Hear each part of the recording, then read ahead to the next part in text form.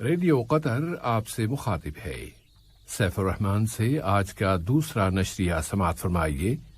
ابتدا میں پیش خدمت ہے اہم خبروں کا خلاصہ۔ سمو امیر نے مجلس شورا کے الیکشن سسٹم کا قانون اور شورا کی انتخابی حلقہ بندیوں سے متعلق فرمان جاری کر دیا ہے۔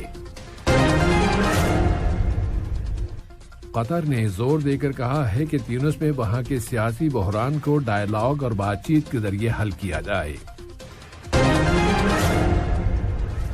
اور کورونا کی وبا کا مقابلہ کرنے کے لیے قطر کی جانب سے انسانی اور طبی امداد ایران پہنچا دی گئی ہے۔ سامعین، یہ تھا اہم خبروں کا خلاصہ، اور اب پیش خدمت ہے ریڈیو قطر سے آج کا دوسرا مفصل نشریہ۔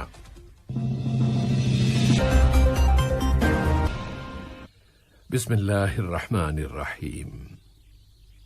صاحب سمو امیر شیخ تمیم بن حمد آل ثانی نے آج مجلس شورا کے انتخابی سسٹم سے متعلق سن 2021 کا قانون نمبر 6 اور مجلس شورا سے متعلق قانون نمبر 7 جاری کر دیا ہے۔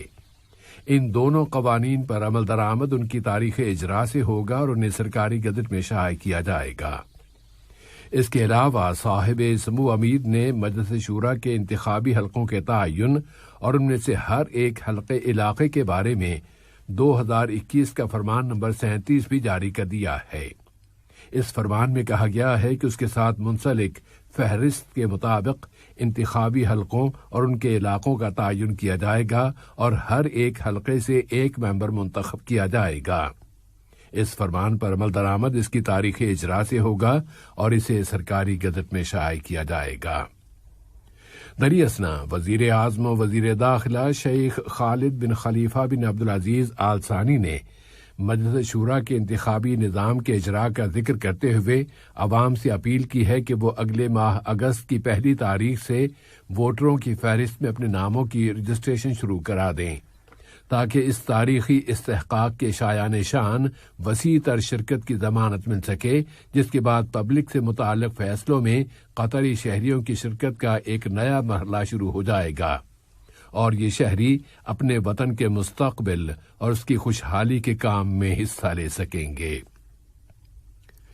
تیونس میں استحکام کی قطری خواہش کا اظہار صاحب سمو امیر شیخ تمیم بن حمد آل ثانی کی اس ٹیلی فون کال سے بھی ہوتا ہے جس میں انہوں نے برادر ملک جمہوریہ تیونس کے صدر قیس بن سعید کے ساتھ رابطہ قائم کیا ہے۔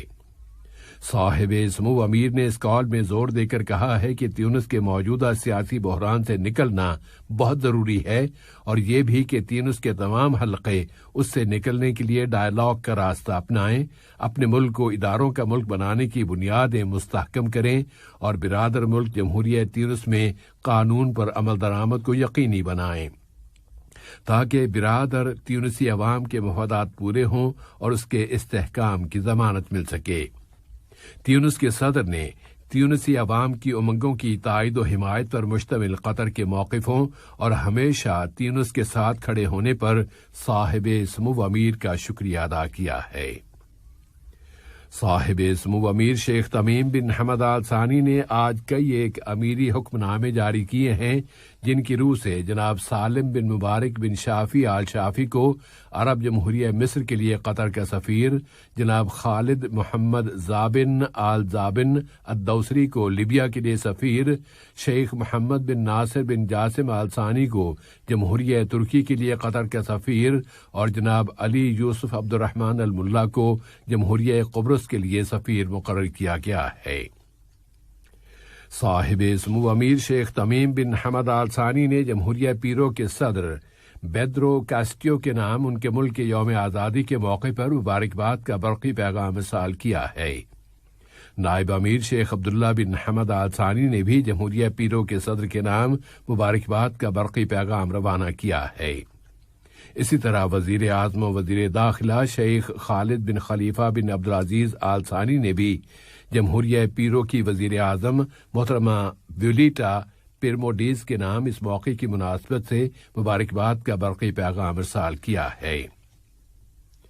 معاون وزیر خارجہ اور وزارت خارجہ کی سرکاری ترجمان محترمہ لولوا بنت راشد الخاطر سے ملک میں جمہوریہ انڈونیشیا کے سفیر جناب محمد وصری سیدی ہابی نے ملاقات کی ہے، جس میں دونوں ملکوں کے تعلقات و تعاون کا جائزہ لیا گیا ہے۔ اسی طرح ان سے ملک میں مملکت بیلجیم کے سفیر ڈاکٹر بات ڈی گروو نے ملک میں اپنی سفارتی ذمہ داریوں کے اختتام پر ملاقات کی ہے۔ محترمہ نے دو طرفہ تعلقات کے فروغ کے لیے سفیر محترم کی کوششوں پر ان کا شکریہ ادا کیا اور ان کی اگلی ذمہ داریوں کی ادائی میں ان کی کامیابی کی تمنا کا اظہار کیا۔ قطر نے فلسطینی سرزمین میں موجودہ صورتحال کی برقراری اور مسئلہ فلسطین کا پائیدار تصفیہ نہ کیے جانے کے خطرے پر متنبہ کیا ہے۔ قطر نے بین الاقوامی سلامتی کونسل سے اپیل کی ہے کہ وہ بین الاقوامی قانون کے نفاذ، اپنی قراردادوں پر عمل درآمد، قبضے اور غیر قانونی یہودی آبادکاری کو رکوانے کے لیے اپنی ذمہ داریاں پوری کرے۔ اقوام متحدہ میں قطر کی مستقل مندوب شیخہ علیہ احمد بن سیف آل ثانی نے مشرق وسطی کی صورتحال اور شامی بحران کے بارے میں سلامتی کونسل کو دیے گئے بیان میں یہ اپیل کی ہے۔ بیان میں مزید کہا گیا ہے کہ ایک بامقصد سیاسی عمل کے بغیر اس مسئلے کو حل نہیں کیا جا سکتا۔ یمن کے بارے میں انہوں نے قطر کا یہ قول دہرایا ہے کہ اس کے ممبران کو اس کے بحران کو حل کرنے کے لیے ضروری ہے کہ یمنی فریقوں کے درمیان مذاکرات ہوں تاکہ یمن کی انسانی مشکلات دور ہو سکیں۔ پھر لیبیا کے بارے میں قطر نے زور دے کر کہا ہے کہ وہاں وقت پر انتخابات کرانا بہت ضروری ہے تاکہ برادر لیبیائی عوام کے مفادات پورے ہو سکیں۔ وزارت صحت عامہ نے اعلان کیا ہے کہ ملک میں سوسائٹی کی حد تک کورونا وائرس کے مزید 114 کیسز اور مسافروں میں مزید 44 کیسز رجسٹر ہوئے ہیں۔ اس نے بتایا ہے کہ گزشتہ 24 گھنٹوں کے دوران 118 بیمار صحت یاب ہو گئے ہیں، جس کے بعد ملک میں اس بیماری سے شفا پانے والوں کی کل تعداد تقریباً 223,500,000 ہو گئی ہے۔ اور اینٹی کورونا ویکسینیشن کے بارے میں وزارت صحت نے بتایا ہے کہ ملک میں اب تک لوگوں کو کووڈ-19 کے خلاف ویکسین کی 37,50,000 ڈوزز دی جا چکی ہیں۔ کورونا کی عالمی وبا کا مقابلہ کرنے کے لیے بھائیوں اور دوستوں کی قطری مدد کے ضمن میں قطر ڈیولپمنٹ فنڈ کی جانب سے اسلامی جمہوریہ ایران بھیجی گئی تقریباً 900 ٹن فوری طبی امداد کی کھیپ ایران پہنچا دی گئی ہے۔ اس کھیپ میں کورونا کی وبا کا مقابلہ کرنے کے لیے مختلف ضروری اشیاء بھیجی گئی ہیں۔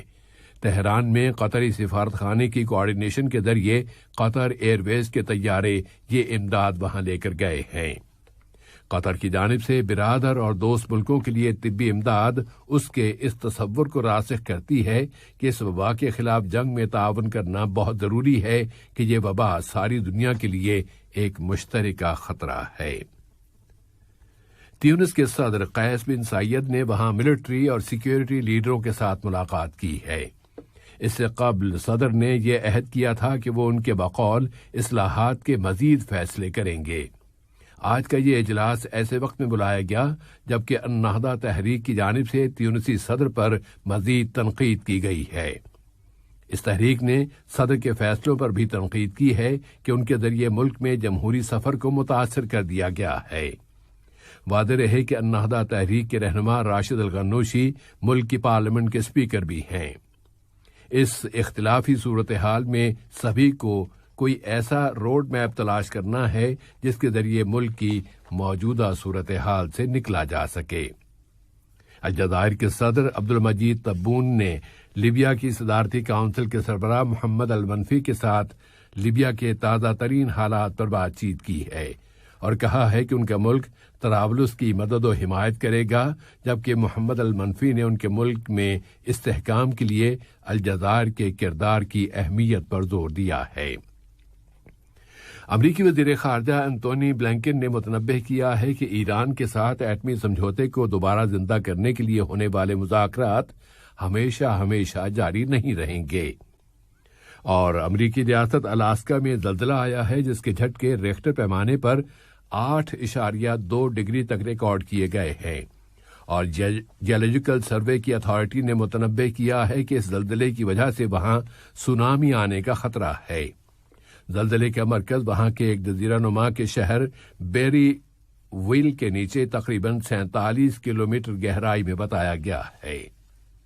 آج کا یہ نشریہ ختم ہونے سے قبل اہم خبروں کا خلاصہ ایک مرتبہ پھر۔